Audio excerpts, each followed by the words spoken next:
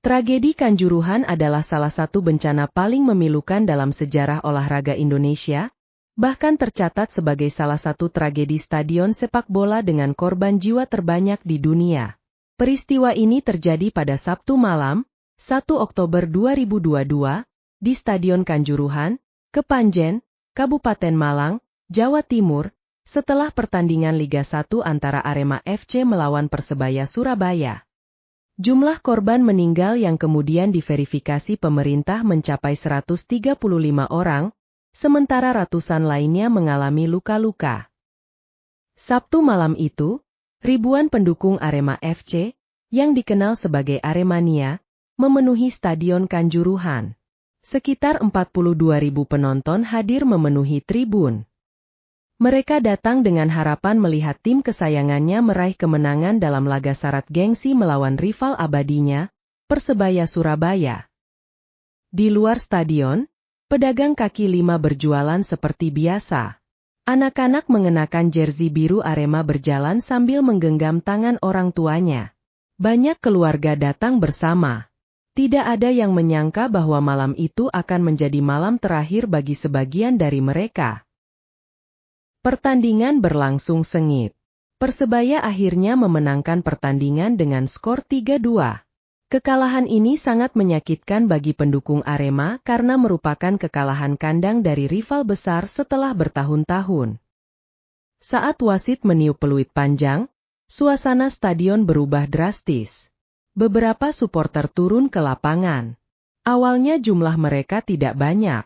Sebagian ingin meluapkan kekecewaan kepada pemain Arema, bukan menyerang pemain Persebaya yang saat itu segera diamankan keluar stadion menggunakan kendaraan taktis. Namun jumlah orang yang memasuki lapangan terus bertambah, hingga aparat keamanan mulai berusaha membubarkan massa. Petugas keamanan mencoba menghalau supporter yang berada di lapangan.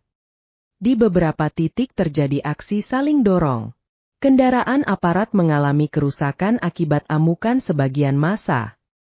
Dalam situasi yang semakin kacau, aparat kemudian menembakkan gas air mata, termasuk ke arah beberapa bagian tribun penonton. Penggunaan gas air mata di dalam stadion menjadi salah satu aspek yang kemudian banyak disorot dalam investigasi karena menimbulkan kepanikan massal. Sekitar pukul 22.09 sampai pukul 22.10 WIB, setelah pertandingan berakhir dan sebagian supporter turun ke lapangan, sejumlah tembakan gas air mata dilepaskan. Sebagian tembakan mengarah ke tribun selatan, termasuk area tribun 12 dan 13. Asap kemudian memenuhi tribun dalam waktu singkat.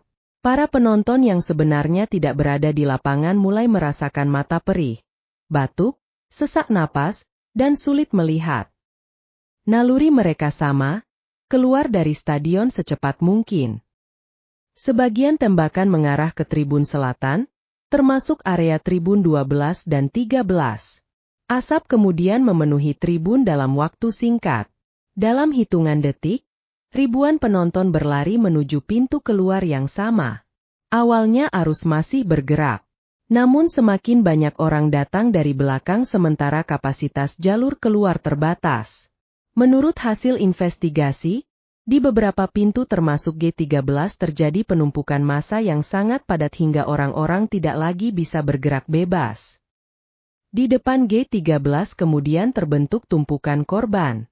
Orang-orang yang berada di lapisan paling bawah mengalami tekanan yang sangat besar dari berat tubuh orang lain di atasnya. Banyak korban tidak mampu lagi mengembangkan dada untuk bernapas. Sebagian besar korban yang meninggal kemudian dinyatakan mengalami asfiksia, yaitu kekurangan oksigen akibat kondisi desak-desakan tersebut. Di tengah kepanikan itu terdengar teriakan meminta tolong. Ada yang berusaha menarik korban keluar satu persatu, ada pula yang mengangkat anak-anak ke atas kerumunan agar tetap bisa bernapas.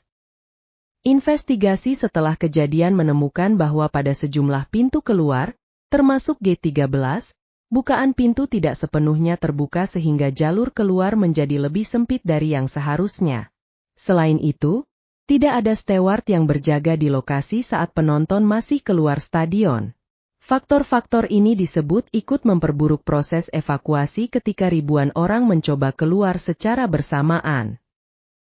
Kesaksian para penyintas menggambarkan suasana yang sangat mencekam. Beberapa orang berusaha mengangkat anak-anak ke atas kepala agar tetap bisa bernapas.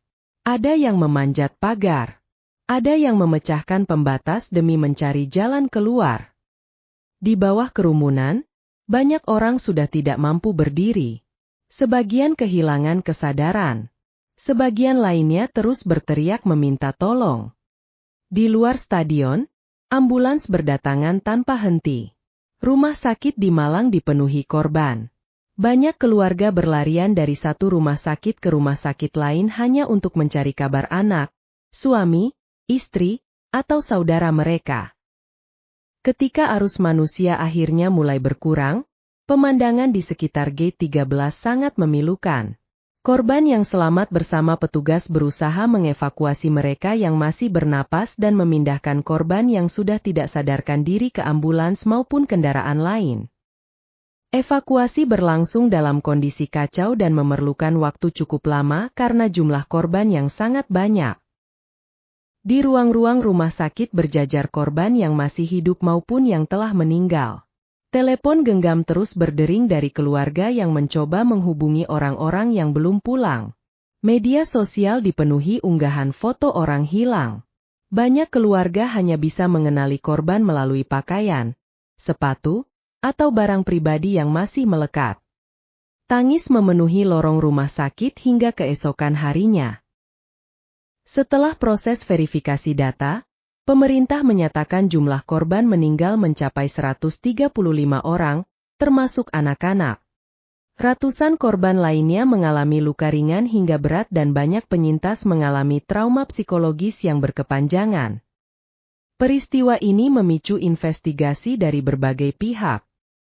Sejumlah faktor yang menjadi sorotan meliputi penggunaan gas air mata di dalam stadion, pengelolaan pengamanan pertandingan, manajemen pintu keluar stadion, penilaian risiko penyelenggaraan pertandingan, dan juga kepatuhan terhadap standar keselamatan pertandingan.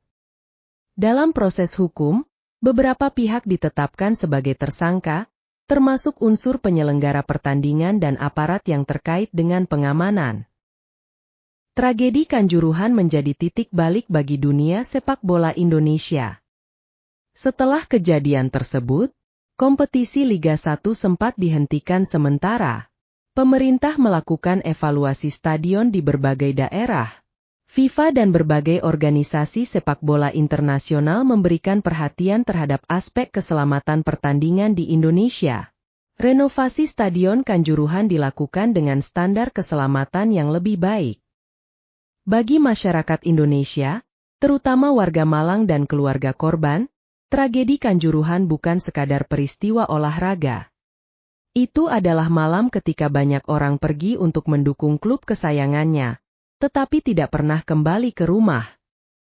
Hingga kini, setiap peringatan 1 Oktober, doa dan penghormatan terus dipanjatkan untuk mengenang 135 korban yang kehilangan nyawa. Tragedi tersebut menjadi pengingat akan pentingnya keselamatan, pengelolaan kerumunan, dan perlindungan terhadap seluruh penonton dalam setiap penyelenggaraan pertandingan olahraga. Demikianlah kisah tragedi Kanjuruhan, sebuah peristiwa yang meninggalkan luka mendalam bagi sepak bola Indonesia dan duka yang tak akan pernah benar-benar hilang dari hati keluarga para korban.